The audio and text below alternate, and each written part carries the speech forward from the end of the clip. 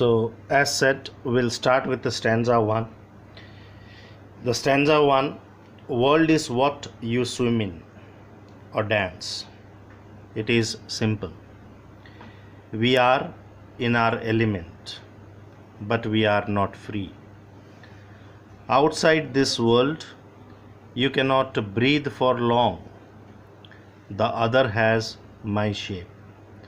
The other's movement forms my thoughts and also mine.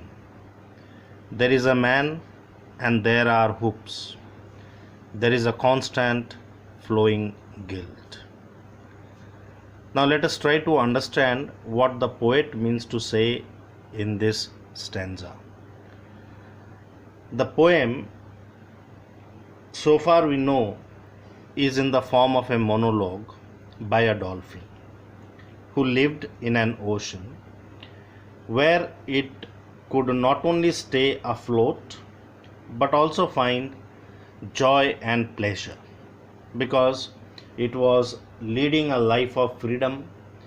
It was enjoying a life filled with thrill, new experiences, and there was no end to such a life. You know, ocean is endless and the dolphins can swim to whichever part of the ocean they want. The speaker dolphin remembers its previous life in the ocean and compares it with her present stage of confinement in a pool. One of the main themes of the poem is enslavement of animals by humans. In fact, if you see the first stanza, you realize that the poem begins with the dolphin's words. World is what you swim in or dance. Let us try to understand this line. Here the word world. The word world refers to the expansive ocean or the sea where the dolphins live. And the words swim and dance are playful words depicting the joy and pleasure the dolphin used to enjoy in its state of freedom. When we are joyful, we are enjoying pleasurable moment in our life. At that time we dance, we make merriment. And this merriment, joy, happiness, pleasure in the life of dolphins is depicted by the words swim and dance. But the reality strikes hard in the very next line of the poem, where the dolphin says, we are in our element, but we are not free. So this is the reality of the dolphin, the present state of the speaker dolphin, and the present is bleak and bitter for the dolphin. So this reality strikes hard in the very next line of the poem. And here worth noticing is the use of the word we.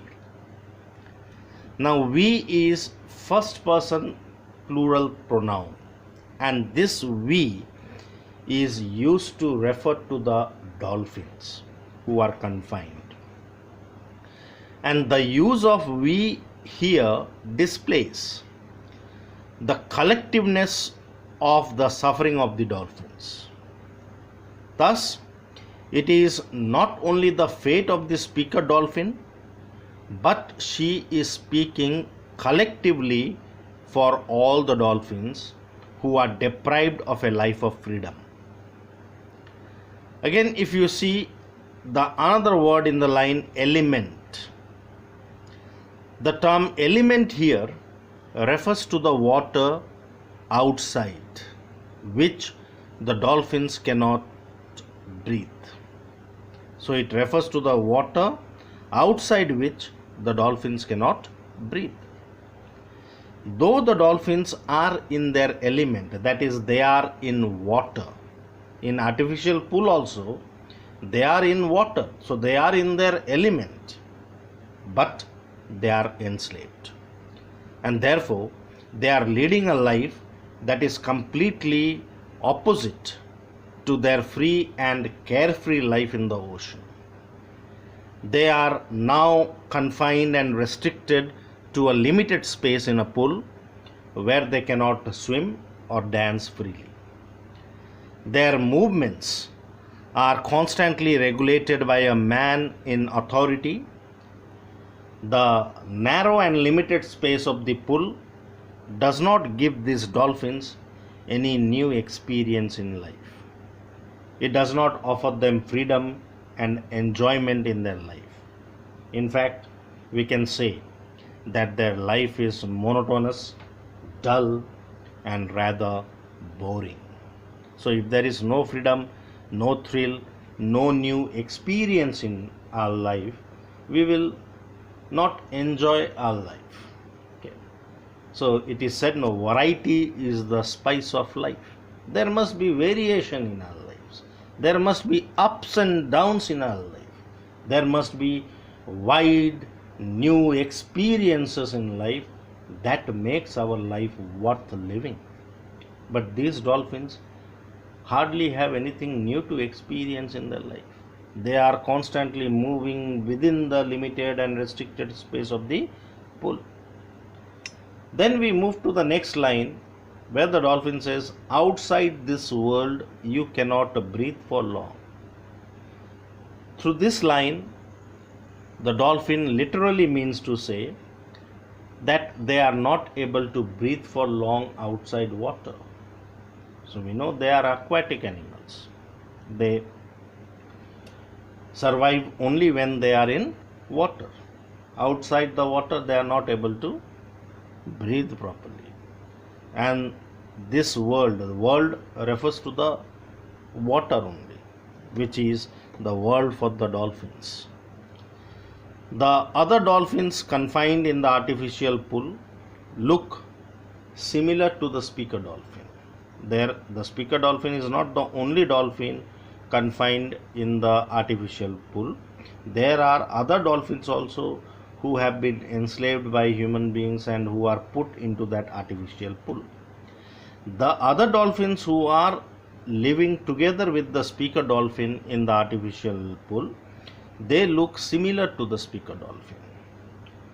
The speaker dolphin looks at another dolphin whose shape, restricted movements, and thoughts are the same. It also refers to the fact that the thoughts and views of the speaker dolphin with regard to its state of confinement, imprisonment, are formed looking at the movements of other dolphins in that pool. So the speaker dolphin observes the movement of other dolphins in the pool, and he sees that the adult dolphins are constantly moving in the restricted and limited space of the pool. So when it sees the movement of the other dolphins, it realizes its own imprisonment and enslavement. In the line, there is a man and there are hoops. The term man is used to refer to the owner or the worker who is responsible for having enslaved these dolphins to perform tricks using the hoops. Now, what are these hoops? Hoops are rings or circular bands which is used in circus for performing tricks by animals. You know, the man holds the hoops and another animal runs and passes through those hoops. Okay. So the man here refers to the owner or the worker in the artificial pool who is responsible for having enslaved these dolphins and who expects these dolphins to perform tricks using those hoops. The line also signifies that the dolphins are enslaved and they are expected to perform tricks in the pool with hoops, just like other animals are forced to do in a circus. So the expression constant flowing guilt. So there is a man and the constant flowing guilt. The expression constant flowing guilt refers to the necessity of creating an artificial habitat for the dolphins by constantly pumping water in the pool.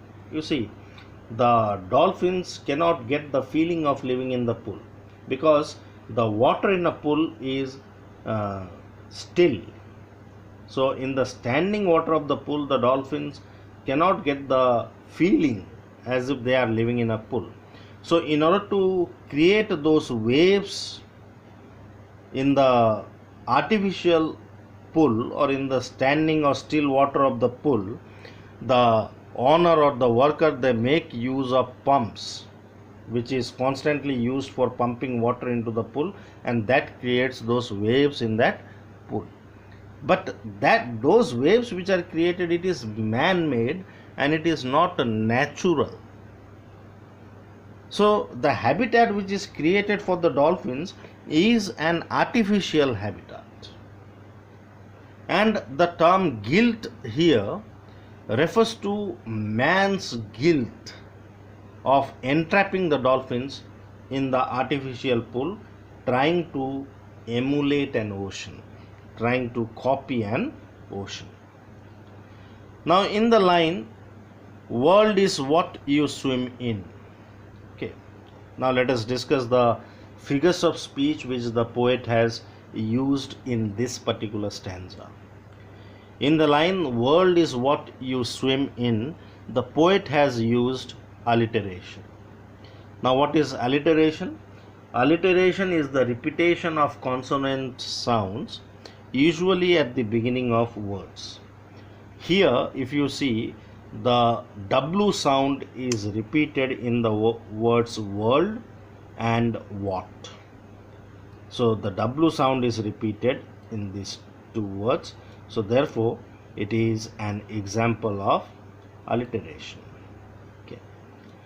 Now, the poet has also made use of repetition in this stanza. Repetition is the deliberate or purposeful use of words and phrases again and again to create a smooth flow in the poem, and also to emphasize or highlight certain ideas or viewpoints. In the poem, the poet has used repetition to reinforce the loss of freedom and monotonous existence of the dolphins in a pool compared to the vast sea, which is their original and natural habitat. So there is a repetition in the line, the other has my shape, the other's movement. Then again in the next stanza you will find the other knows.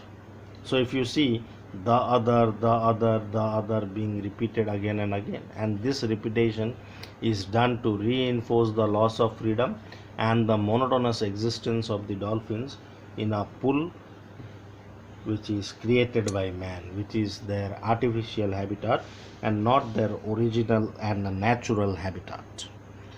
There are also other examples of repetition in the poem, so you need to find those examples of repetitions in the rest of the poem.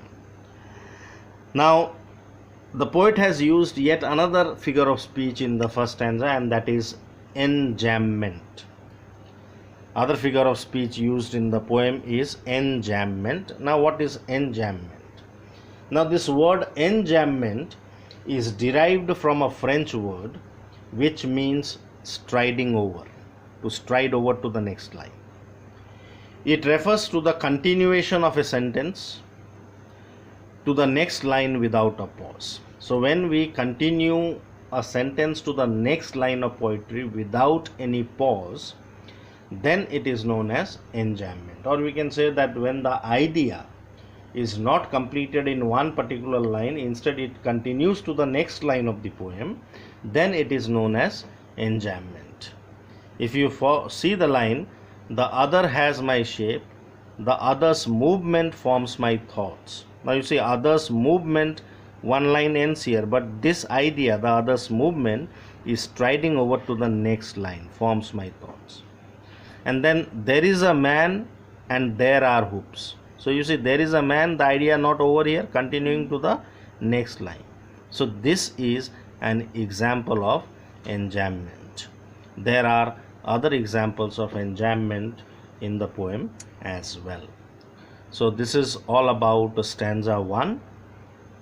In the next class we will be discussing with the rest of the poem. Thank you and stay blessed.